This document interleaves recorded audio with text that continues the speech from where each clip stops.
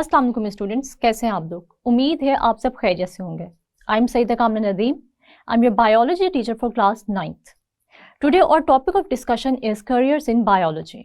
जी students, आज का topic हमारा बहुत ही इंटरेस्टिंग है, क्योंकि आज के टॉपिक में मैं आपको ये बताऊंगी कि बायोलॉजी पढ़ने के बाद हम कौन कौन से प्रोफेशंस को एडॉप्ट कर सकते हैं।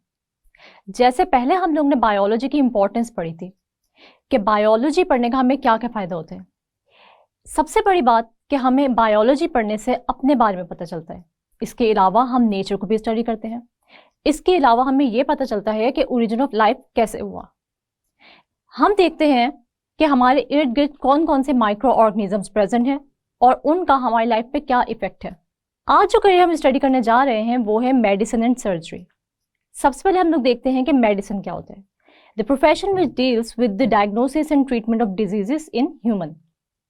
हम देखते हैं कि मेडिकल फील्ड में सबसे पहले तो हमें ये पता होना चाहिए कि किस इंसान को कौन सी बीमारी है, यानी किसी भी बीमारी की तशखीस होना बहुत ज़रूरी है।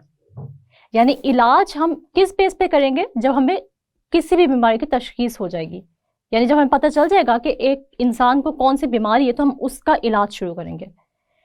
हम देखते हैं डायग्नोसिस के डिफरेंट मेथड्स होते हैं। फिजिकल डायग्नोसिस भी हो सकते हैं, इसके अलावा केमिकल डायग्नोसिस भी हो सकते हैं। जैसे कि डॉक्टर्स फिजिकल टेस्ट या केमिकल टेस्ट करके किसी भी इंसान में बीमारी डायग्नोस कर सकते हैं। जब बीमारी डायग्नोस हो जाएगी उसके बाद हम उसका ट्रीटमेंट यानी इलाज स्टार्ट करेंगे।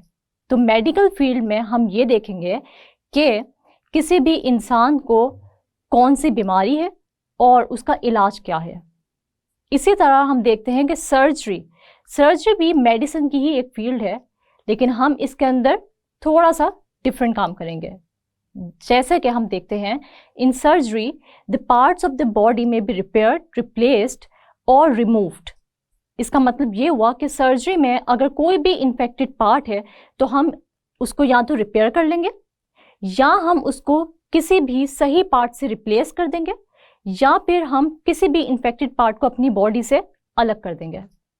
जैसे इसकी एग्जांपल हम यूं कह सकते हैं कि किसी को रीनल स्टोन्स हो गए, यानी किडनी में स्टोन्स हो गए हैं, तो हम रीनल सर्जरी करेंगे और उन स्टोन्स को रिमूव कर देंगे सर्जरी के थ्रू। इसी तरह अगर किसी की किडनीज फेल हो गई हैं तो हम उस किडनी को क्या कर देंगे? रिप्लेस कर देंगे विद द इफेक्टिव वन। यानी इसका मतलब ये हुआ कि हम किडनी ट्रांसप्लांट कर लेंगे। अगर किसी का लीवर यानी जिगर काम नहीं कर रहा तो भी हम उसको रिप्लेस करा सकते हैं लिवर ट्रांसप्लांटेशन के थ्रू। इसका मतलब ये हुआ कि बायोलॉजी पढ़ने से हम लोग मेडिसिन या सर्जरी के प्रोफेशन को एडॉप्ट कर सकते हैं। मेडिसिन या सर्जरी को एडॉप्ट करने के लिए हमें MBBS करना पड़ेगा और उससे पहले हमें बायोलॉजी पढ़नी पड़ेगी FSc यानी इंटर लेवल पे।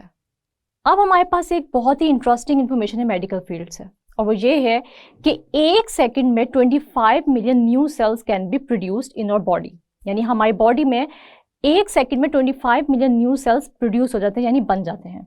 इसके अलावा अगर हम लोग अपने मैसेजेस की स्पीड देखें, यानी नर्व इम्पल्सेस जो हमारे ब्रेन से मैसेज हमारे बॉडी पार्ट्स तक पहुंचाती हैं और हमारे बॉडी पार्ट्स से मैसेजेस ब्रेन तक पहुंचाती है, तो उसकी स्पीड कितनी होती है? किसी भी एक नर्व इम्पल्स की स्पीड होती है 400 किलोमीटर पर आवर। इसके बाद जो हम लोग प्रोफेशन स्टडी करने जा रहे हैं वो है फिशरीज का। फिशरीज क्या होती है? फिशरीज यानी माहीगीरी। हम देखते हैं कि बायोलॉजी पढ़ के हम लोग फिशरीज की तरफ भी जा सकते हैं, यानी हम लोग इसको एज अ प्रोफेशन अडॉप्ट कर सकते हैं।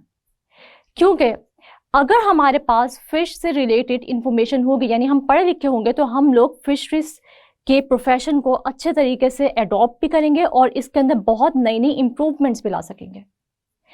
तो फिशरीज को हम ऐसे डिफाइन कर सकते हैं, the profession which deals with the fish production is called fisheries. हम देखते हैं कि पाकिस्तान पे भी फिशरीज पे बहुत काम हो रहा है और पाकिस्तान में बहुत सारे फिशरीज के डिपार्टमेंट्स हैं जहां पर हम लोग प्रोफेशनली इस फील्ड को एडॉप्ट करके पढ़ के हम वहां पर जॉब्स ले सकते हैं और अपनी फिशरीज के डिपार्टमेंट को मज़ीद एडवांस और इम्प्रूव कर सकते हैं। हम देखते हैं कि फिशरीज का रोल क्या होता है। तो इसका रोल ये है, यानी ये हमारी लाइफ में क्या किरदार अदा करता है। तो हम देखते हैं कि फिशरीज क्या काम करता है कि fisheries enhance the quality and quantity of fish production. इसका मतलब ये हुआ कि अगर हम लोग इसको प्रोफेशनली एज अ प्रोफेशन अगर हम फिशरीज को एडॉप्ट करते हैं तो हम लोग फिश की क्वालिटी को भी अच्छा कर सकते हैं और इसके अलावा हम उसकी क्वांटिटी यानी नंबर ऑफ फिश को भी बढ़ा सकते हैं, और जिससे कोई भी इंसान अपना इसको जरिए माश यानी इसको एज अ प्रोफेशन जो है वो एडॉप्ट कर सकता है और अपनी रोजी कमा सकता है। हम लोग देखते हैं कि अगर हम लोग फिशरीज के प्रोफेशन में इंटरेस्टेड हैं और इसको अडॉप्ट करना चाहते हैं तो इसके लिए भी हमें ज़ूलॉजी या बायोलॉजी पढ़नी पड़ेगी, ग्रेजुएशन लेवल पे या मास्टर्स लेवल पे। जो स्टूडेंट्स ज़ूलॉजी और बायोलॉजी रखेंगे वही फिशरीज की फील्ड में आगे जा सकते हैं, क्योंकि उनके पास सारी की सारी फिश से रिलेटेड इंफॉर्मेशन होगी और वो अच्छे से इस डिपार्टमेंट को इन्हांस कर सकते हैं और इसी तरह फिश की प्रोडक्शन को बढ़ा सकते हैं। हमारे पास फिशरीज से रिलेटेड भी एक बहुत ही इंटरेस्टिंग इन्फॉर्मेशन है और वो ये है कि a person who practises recreational fishing is called an angler, यानी ऐसा इंसान जो सिर्फ अपनी तफरीह के लिए फिशिंग करता है, अपने एज ए उसको प्रोफेशन एडॉप्ट नहीं करता बल्कि सिर्फ तफरीह के लिए या अपने शौक के तौर पे जो है वो फिशिंग करता है, उसको हम कहते हैं एंगलर। एंगलर क्या काम करता है कि वो एज ए स्पोर्ट या फिर अपने शौक के लिए जो है वो फिशिंग करता है। जी स्टूडेंट्स, तो नेक्स्ट टॉपिक हम लोग पढ़ने जा रहे हैं वो है एग्रीकल्चर। पाकिस्तान एक ज़राई मुल्क है और हमारी जो इकोनॉमी है उसका बहुत ज़्यादा हिस्सा हमारी ज़राअत से ही रिलेटेड है। हम देखते हैं कि अगर एक एजुकेटेड पर्सन ज़राअत को पढ़ के एज अ प्रोफेशन एडॉप्ट करे और एक अनएजुकेटेड पर्सन ज़राअत को एज अ प्रोफेशन एडॉप्ट करे तो उन दोनों में ज़मीन आसमान का फ़र्क होगा, क्योंकि वो पर्सन जो कि एग्रीकल्चर की फील्ड को पढ़कर अच्छे तरीके से समझ के ज़राअत की फील्ड में आया तो वो ज़्यादा बेहतर तरीके से ज़राअत को इम्प्रूव कर सकता है। लेकिन वो इंसान जो अनएजुकेटेड है, जिसके पास इतनी ज़्यादा नॉलेज नहीं है एग्रीकल्चर से रिलेटेड, तो वो कभी भी ज़राअत में वो इम्प्रूवमेंट नहीं ला सकता जो कि एक एजुकेटेड पर्सन ला सकता है। तो इसलिए हम देखते हैं कि अगर हमने एग्रीकल्चर की फील्ड को अडॉप्ट करना है तो हम लोग इसको अच्छे तरीके से स्टडी करने के बाद अडॉप्ट करें। अगर हम एग्रीकल्चर को डिफाइन करना चाहें तो इसकी डेफिनेशन कुछ इस तरह है: this profession deals with the food crops and animals which are the source of food. यानी एग्रीकल्चर में हम लोग सिर्फ और सिर्फ क्रॉप्स के बारे में या फसलों के बारे में नहीं पढ़ते, बल्कि एग्रीकल्चर में हम लोग उन एनिमल्स के बारे में पढ़ते हैं जिसको हम लोग एज अ फूड इस्तेमाल कर सकते हैं। जैसे हम देखते हैं काओ, बफलो, शीप, ये सब भी एग्रीकल्चर की फील्ड में ही आती हैं। हम देखते हैं कि हमारे जीडीपी का जो 26% हिस्सा है वो डिपेंड करते हैं हमारी एग्रीकल्चर पे, और अगर हम लोग एग्रीकल्चर को इम्प्रूव करेंगे तो हमारी इकोनॉमी भी दिन ब दिन बेहतर होती जाएगी। हम देखते हैं कि एक एग्रीकल्चरिस्ट का काम क्या होता है। An agriculturist works for the betterment of crops like wheat, rice, corn etc. And animals like buffalo, cows and sheep. यानी हम देखते हैं कि एक एग्रीकल्चरिस्ट क्या काम करता है, वो इम्प्रूवमेंट लाता है या वो दिन ब दिन जो है वो बेहतर बनाता है किसको, क्रॉप्स को, इसके अलावा उन एनिमल्स को जिसको वो पाल रहा होता है उसके अंदर दिन ब दिन जो है वो क्या लाते हैं, बेहतरी लाते हैं। अगर हम लोग एग्रीकल्चर की फील्ड को एज अ प्रोफेशन अडॉप्ट करना चाहते हैं तो हमें मास्टर्स या ग्रेजुएशन लेवल पे ज़ूलॉजी, बॉटनी या बायोलॉजी पढ़नी पड़ेगी। इस तरह हम बेहतर तरीके से एग्रीकल्चर के अंदर मज़ीद इम्प्रूवमेंट ला सकते हैं और अपनी इकोनॉमी में अपना अच्छे तरीके से हिस्सा डाल सकते हैं। हम देखते हैं हमारे पास एग्रीकल्चर की फील्ड से रिलेटेड जो इंटरेस्टिंग इन्फॉर्मेशन है वो ये है कि हमारे पास जो पाकिस्तान की मेजर क्रॉप्स हैं वो वीट है, शुगर केन है, कॉर्न है, कॉटन है। इसके अलावा हम देखते हैं बहुत सारे फ्रूट्स और वेजिटेबल्स हैं जो कि हम एक्सपोर्ट भी करते हैं। जो नेक्स्ट प्रोफेशन है वो है एनिमल हस्बेंड्री का। एनिमल हस्बेंड्री एग्रीकल्चर से ही रिलेटेड है मगर थोड़ी सी डिफरेंट है। हम अगर इसकी डेफिनेशन को देखें तो वो ये है कि it is a branch of agriculture which deals with the care and breeding of domestic animals, livestock like sheep, buffalo, cow etc. हम इस फील्ड में ये पढ़ेंगे कि हम लोग किस तरीके से अपने मवेशियों की देखभाल कर सकते हैं और उनकी प्रोडक्टिविटी में इजाफा कर सकते हैं। अगर हम लोग एनिमल हस्बेंड्री को एज ए प्रोफेशन अडॉप्ट करना चाहते हैं और पढ़ना चाहते हैं तो इसके लिए हमें मास्टर्स या ग्रेजुएशन लेवल बायोलॉजी पढ़नी पड़ेगी। तभी जाकर हम लोगों को अच्छे तरीके से पता चल सकेगा कि कौन कौन से मेथड्स या कौन कौन सी टेक्निक्स ऐसी हो सकती हैं कि जिसको इस्तेमाल करके हम ज़्यादा बेहतर तरीके से अपने मवेशियों का ख्याल रखें और उनकी प्रोडक्टिविटी में इजाफा कर सकें। हमारे पास एक इंटरेस्टिंग इन्फॉर्मेशन है एनिमल हस्बेंड्री से रिलेटेड, और वो ये है कि हमारे जो लाइव स्टॉक है वो हमारे जीडीपी का 11.7% है, और 2020 में जो बफलोस की प्रोडक्टिविटी थी, यानी कितनी बफलोस हमारे पास थी, तो वो थी 41.2 मिलियन। इसी तरह अगर हम लोग कैटल की बात करें तो 49.6 मिलियन थी, 5.4 मिलियन डंकीज की तादाद थी। इसके अलावा 78.2 मिलियन गोट्स थी और 30.9 मिलियन शीप की प्रोडक्टिविटी थी हमारे पास।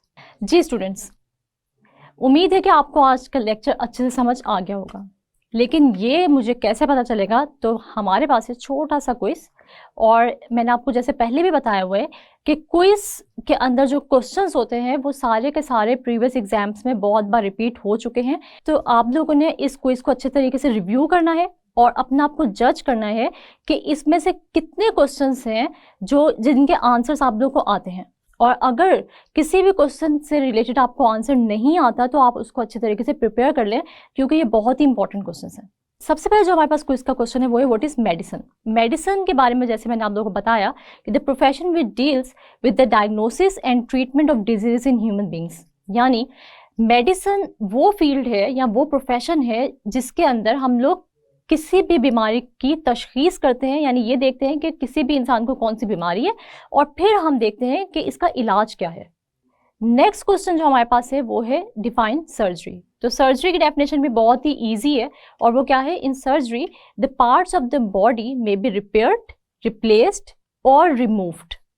यानी सर्जरी में हम क्या करते हैं, कोई भी इन्फेक्टेड पार्ट बॉडी का हम लोग उसको ठीक कर लेंगे, यानी रिपेयर कर देंगे, या फिर उसको क्या कर लेंगे, इफेक्टिव पार्ट के साथ रिप्लेस कर देंगे, और तीसरा क्या कि हम उस इन्फेक्टेड पार्ट को अपनी बॉडी से ही अलग कर देंगे, यानी रिमूव कर देंगे उस इन्फेक्टेड पार्ट को। जैसे कोई भी हमारा बॉडी पार्ट है जो कि क्या है, कैंसरस है, ठीक है, अगर हम लोग उसको रिमूव करना चाह रहे हैं तो हम उसको बॉडी से रिमूव कर देंगे ताकि वो बाकी जो इर्द गिर्द वाले सेल्स हैं या टिश्यूज हैं उनको डैमेज ना कर सके। इसके बाद हम देखते हैं जो थर्ड क्वेश्चन है वो है गिव रोल ऑफ फिशरीज।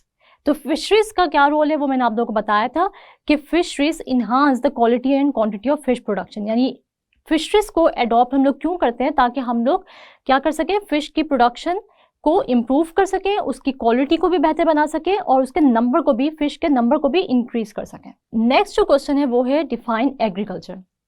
तो एग्रीकल्चर से रिलेटेड लॉन्ग क्वेश्चन भी आ सकते हैं, लेकिन यहाँ मैंने आप लोग को जो दिया है वो है एक शॉर्ट क्वेश्चन, यानी आप लोग डेफिनेशन लिखेंगे तो इसके अंदर हम लोग क्या, इसकी एग्रीकल्चर की क्या डेफिनेशन है कि the profession which deals with the food crops and animals which are the source of food, यानी ऐसा प्रोफेशन या ऐसा पेशा जो कि फूड क्रॉप्स या एनिमल से रिलेटेड है, और हम लोग क्या इससे हासिल करते हैं, अपना फूड हासिल करते हैं, यानी फूड हम लोग उस जो हमारी क्रॉप्स हैं या एनिमल्स हैं उनसे हम लोग क्या हासिल करते हैं, उनसे हम लोग फूड हासिल करते हैं, यानी उसको हम लोग एज अ फूड इस्तेमाल कर सकते हैं। इसके बाद हम लोग देखते हैं रोल ऑफ एग्रीकल्चरिस्ट, यानी एक एग्रीकल्चरिस्ट क्या करता है, तो क्या काम करते हैं agriculturist. An agriculturist works for the betterment of crops like wheat, rice, etc. and animals like buffalo, cow, goat, etc. from which we can get food. ये हम लोग क्या, इसका मतलब क्या हुआ कि एक एग्रीकल्चरिस्ट जो है वो क्या काम करता है, एक एग्रीकल्चरिस्ट जो है वो किसी भी क्रॉप को या किसी भी एनिमल के अंदर जो है उसकी प्रोडक्टिविटी में इम्प्रूवमेंट लाता है ताकि हमारी जो फाइनल यील्ड है हमारे पास वो बेहतर आ सके। इसके बाद हम लोग देखते हैं कि व्हाट इज एनिमल हस्बेंड्री। तो एनिमल हस्बेंड्री क्या है, animal husbandry is the branch of agriculture which deals with the care and breeding of domestic animals livestock like goat, sheep, etc. इसके बाद हम देखते हैं कि हमारे पास दो लॉन्ग क्वेश्चंस हैं जो कि हमारे प्रीवियस एग्जाम्स में रिपीट हो चुके हैं। तो यहाँ ये जो अभी आप लोगों ने करियर्स पढ़े हैं, जो अभी मैंने आप लोगों को 4 करियर्स पढ़ाए हैं, उनमें से जो है वो मेडिसिन और सर्जरी पे भी नोट आ सकता है। और इसके अलावा हम देखते हैं कि एनिमल हस्बेंड्री भी आपको डिस्कस करने के लिए दिया जा सकता है एज अ लॉन्ग क्वेश्चन। तो ये क्वेश्चंस थे जो आप लोगों ने अच्छे तरीके से प्रिपेयर करने हैं, और अगर आप लोगों को इनमें से कोई भी क्वेश्चन नहीं आता तो फिर आप अच्छे तरीके से उसकी तैयारी करें, ताकि आप लोगों के एग्जाम में अगर आपसे कोई भी इसमें से क्वेश्चन पूछा जाए तो उस वक्त आप लोगों को उसका आंसर आता हो। जी स्टूडेंट्स, आज हमने पढ़ा करियर्स इन बायोलॉजी, यानी बायोलॉजी को स्टडी करने के बाद हम कौन कौन से प्रोफेशन को अडॉप्ट कर सकते हैं। ये सवाल बहुत सारे स्टूडेंट्स करते हैं कि क्या जो हम स्टडी कर रहे हैं वो हमारे लिए प्रोफेशनली भी इम्पोर्टेंट है या नहीं। तो मैंने आज आप लोगों की मुश्किल थोड़ी सी आसान कर दी कि अगर आप लोग बायोलॉजी को स्टडी कर रहे हैं तो आप लोग बहुत सारे प्रोफेशन है जो कि अडॉप्ट कर सकते हैं।